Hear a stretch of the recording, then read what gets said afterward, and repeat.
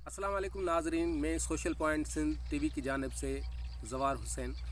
आज जो है हम एक गांव में आए हैं और वहां पे गंदम की कटाई के बाबत आपको बताएंगे कि गंदम पहले कैसे होती है, फिर उसके बाद जो पक जाती है उसके बाद क्या होता है, और पकने के बाद कटाई जो है गंदम की होती है वो भी आपको दिखाएंगे। और गंदम फिर कटाई के बाद क्या प्रोसीजर है उसका और गंदम कैसे निकाली जाती है वो आज सारा आपको प्रोसीजर दिखाएंगे। और आपको दिखाएंगे कि जैसे गंदम की वो जो है कटाई कैसे की जाती है और प्रोसीजर क्या है, और उसकी जो है थ्रेशर के थ्रू अनाज गंदम कैसे निकाली जाती है। आपको पता है कि हमारे पास जो गंदम आती है कैसे शेप में आती है और असल जो है शेप उसका क्या होता है। चलो नाजरीन फिर चलते हैं उस गंदम की जो शेप होती है वो इस तरीके से होती है, ऐसे पका हुआ नहीं होता है। फिर उसके बाद जो है गंदम पकती है और पकने के बाद फिर गंदम की कटाई की जाती है। तो चलें आज आपको फिर गंदम पकी हुई गंदम भी दिखाते हैं और ये जो गंदम अभी पकी नहीं है इसकी भी आपको दिखा रहे हैं कि तस्वीरें ये देखो इस तरीके से होती है। और चलें तो आपको गंदम पकी हुई दिखाते हैं और उसकी कटाई हुई भी दिखाते हैं। नाज़रीन ये जो है गंदम अब पक गई है और पकने के बाद ये गंदम का शेप होता है। देखो माशाल्लाह कितनी खूबसूरत है, सोना उगती है हमारी ज़मीन पाकिस्तान की। तो और माशाल्लाह ये देखो ये पकी हुई गंदम है। और अब आपको इसको कटी हुई गंदम आपको दिखाएंगे कि कैसे कट के फिर जो है का वो जो हारी है वहाँ के कैसे काट देते हैं और फिर वो कैसे रखते हैं। चलो वो देखते हैं। नाज़रीन पकने के बाद फिर ये ऐसे काटाई करके फिर यहाँ पूरे जो है ज़मीन पे यहाँ फैलाई जाती है, फैलाई रखी जाती है। फिर इसको जो है एक जगह पे ला के फिर उसके बाद इसको जो है इसमें से गंदम थ्रेशर के थ्रू निकाली जाती है। चलो नाजरीन फिर आगे चलते हैं और आपको दिखाते हैं कि थ्रेशर कैसे चलती है और कैसे अनाज जो है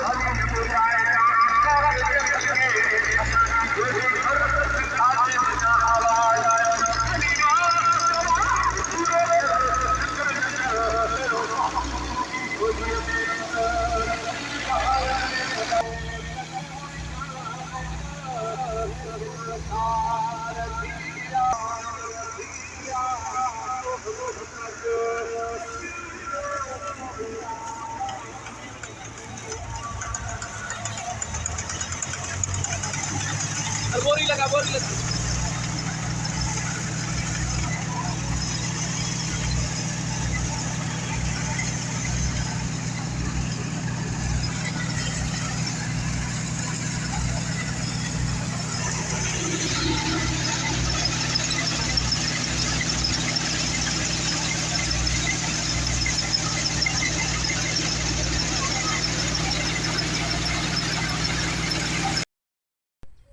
नाज़रीन, जैसे कि हमने आज आपको गंदम की खेत भी दिखाई और गंदम की कटाई भी दिखाई कि गंदम कैसे की काटी जाती है, और सारा आपको ये हमने मंजर दिखाया कि गंदम की शेप कैसे होती है और गंदम कितने प्रोसीजर से गुज़रती है। जे अगर नाज़रीन आपको ये हमारी वीडियो पसंद आई है तो बराए मेहरबानी आप हमारे चैनल को सब्सक्राइब करें, लाइक करें और शेयर करें, और हमारे फेसबुक के पेज को भी लाइक करें और फॉलो करें। जहाँ भी रहें खुश रहें, आबाद रहें और हमें अपनी दुआओं में याद रखें। अल्लाह हाफ़िज़।